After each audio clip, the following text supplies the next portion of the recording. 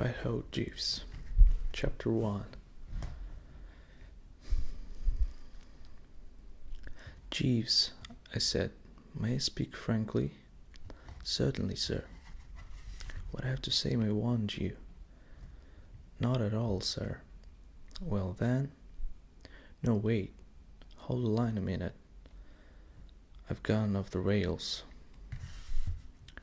I don't know if you have had the same experience, but the snag I always come up against when I'm telling a story is this dashed so difficult problem of where to begin it. It's a thing you don't want to go wrong over, because one false step and you're sunk. I mean, if you fool about too long at the start, trying to establish atmosphere, as they call it, and all that sort of rot, you fail to grip, and the customers walk out on you. Get off the mark, on the other hand, like a scalded cat, and your public is at a loss. It simply raises its eyebrows and can't make out what you're talking about. And in opening my report of the complex case of Goose Fink Noddle, Madeline Bassett, my cousin Angela, my aunt Dahila, my uncle Thomas, young Tuppy Glossip, and the cook Anatoly, with the above spot of dialogue, I see that I have made the second of these two floaters.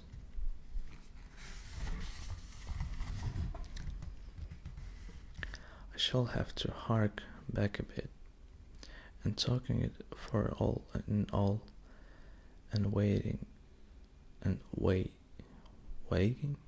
this against that. I suppose the affair may be said to have had its inception, if inception is the word I want, with that visit of mine to Cannes. If I hadn't gone to Cannes, I shouldn't have met Bassett or bought the white mast jacket, and Angela wouldn't have met her shark, and Aunt Dahila wouldn't have played baccarat.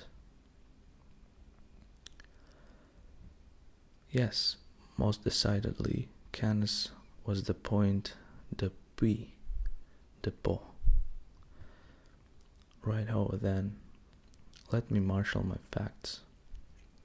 I went to Cannes, leaving Jeeves behind, he having intimated that he did not wish to miss Ascot, round about the beginning of June. With me travelled my aunt Dahila and her daughter Angela, Tuppy Glossip, Angela's betrothed, was to have been to the party, but at the last moment couldn't get away. Uncle Tom, Aunt Dahila's husband, remained at home, because he can't stick the south of France at any price. So there you have the layout. Aunt Dahila, cousin Angela, and self off to Cannes round about the beginning of June. All pretty clear so far, what? We stayed at Cannes about 2 months, and except for the fact that Aunt Dahila lost her shirt at baccarat and Angela nearly got inhaled by a shark, while aquaplaning, a pleasant time was had by all. On July of the 25th, looking bronzed and fit, I accompanied aunt and child back to London. At 7 p.m. on July the 26th, we alighted at Victoria,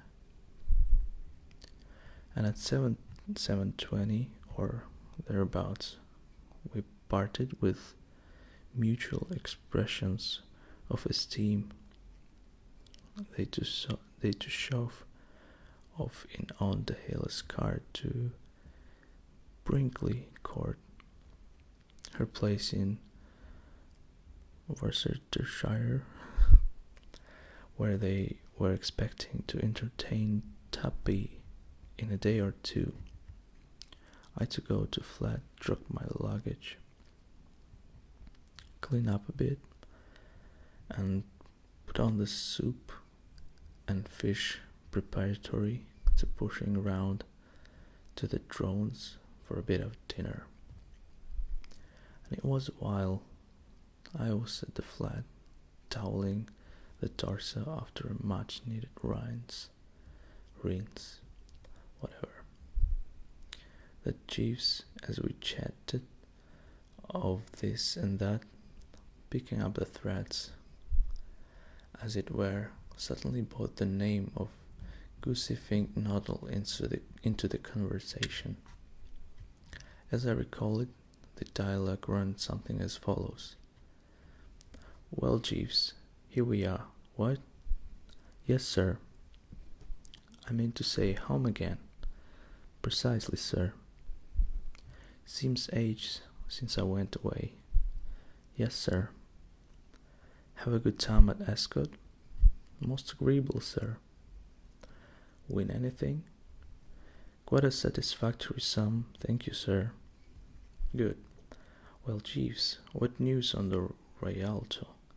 Anybody been phoning or calling or anything during my abs?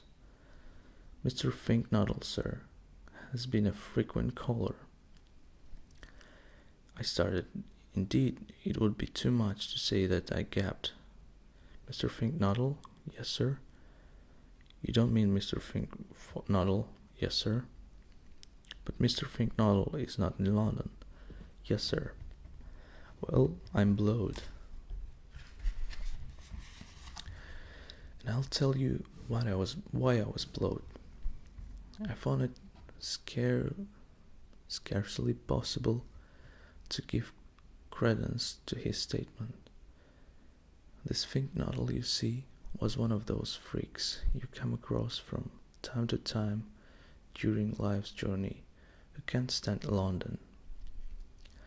He lived year and year out, covered with moss, in a remote village down in Lincolnshire, never coming up even for the Eton and Harrow match. And when I asked him once if he didn't find the time hang a bit heavy on his hands, he said no, because he had a pond on his garden and studied the habits of newts. I couldn't imagine what could have brought the chap up to the great city. I would have been prepared to bet that as long as the supply of newts didn't give out, nothing could have shifted him from the village of his. Are you sure? Yes, sir. Have got the name correctly? Frank Noddle? Yes, sir. Well, it's the most extraordinary thing. I must be 5 years since he was in London. He makes no secret of the fact that the place gives him the peep. Until now, he has always stayed glued to the country, completely surrounded by newts. Sir? Newts, Jeeves. Mr. Finknoddle has a strong newt complex. You must have heard of newts. Those little soft of lizard things that charge about in pounds.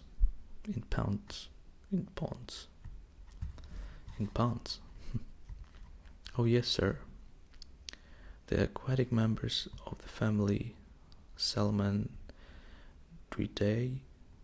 which constitute the genus Mulch. That's right. Well, Guise has always been a slave to them. He used to keep them at school.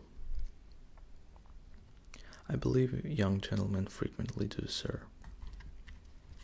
He kept them in the study in a kind of glass tank arrangement.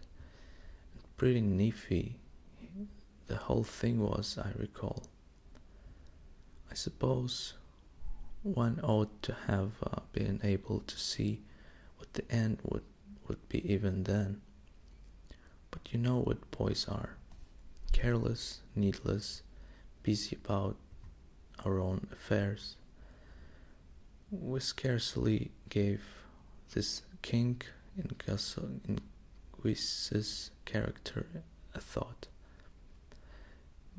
We may have exchanged an occasional remark about it, taking all sorts to make a word, but nothing more. You can guess the sequel. The trouble spread. Indeed, sir. Absolutely, Jeeves. The carving grew upon him. The Newts got him. Arrived at man's estate, we retired to the depths of the country and gave his life up to these dumb chums. I suppose he used to tell himself that he could take them or leave them alone, and then found too late that he couldn't. It's often the way, sir. Too true, Jeeves. At any rate, for the last 5 years he has been living at this place of his down in Lincolnshire, as confirmed a species-shunning hermit as ever put fresh water in the tank every second day, and refused to see a soul. That's why I was so amazed when you told me he had suddenly risen to the surface like this. I still can't believe it. I'm inclined to think that there must be some mistake, and that this bird who has been calling here is some difficult variety of finknoddle. The chap I know wears horn-rimmed spectacles and has a face like a fish. How does it check up with your data? The gentleman who came to the flat wore horn-rimmed spectacles, sir, and looked like something on a slab. Possibly there was a certain suggestion of the Piscine, sir. Piscine? Then it must be Guise, I suppose.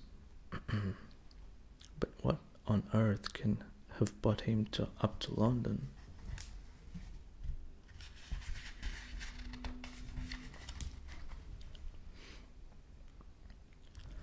I am in a position to explain, sir. Mr. Finknoddle confided to me his motive in visiting the metropolis. He came because the young lady is here. Young lady? Yes, sir. You don't mean he's in love? Yes, sir. Well, I'm dashed. I'm really dashed. I positively am dashed, Jeeves. And I was too. I mean to say, a joke is a joke, but there are limits.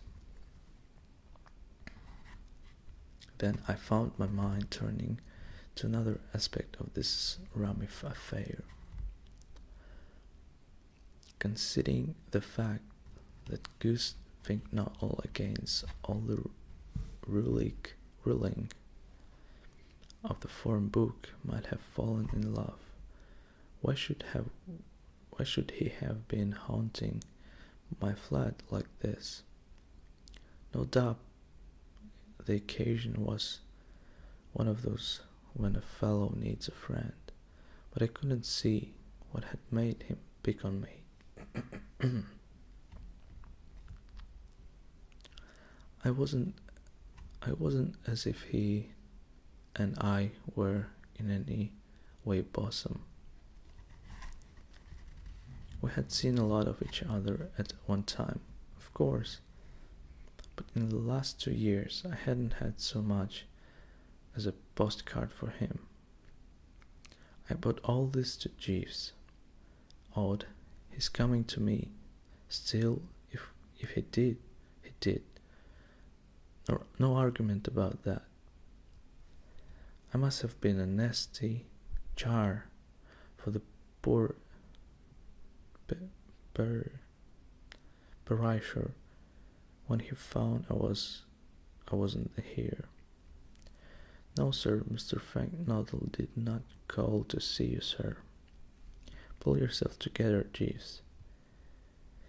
You just told me that this is what he has been doing, and as assiduously at that. Assiduously at that. It was a wish whom he was desirous of establishing communication, sir. You? But I did not know you had ever met him. I had not but that pleasure until he called here, sir. But it appears that Mr. Sipperley,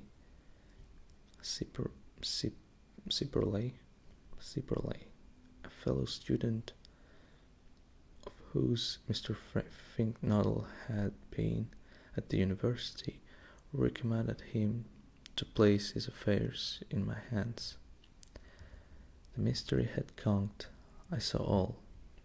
As I dare say, you know, Jeeves' reputation as a counselor has long been established among the consignee, and the first move of my little circle on discovering themselves in any form of soap is always to roll round and put the thing up to him. And when he's got out of the bad spot, A puts B on him. And then when he has fixed up B sends C along, and so on.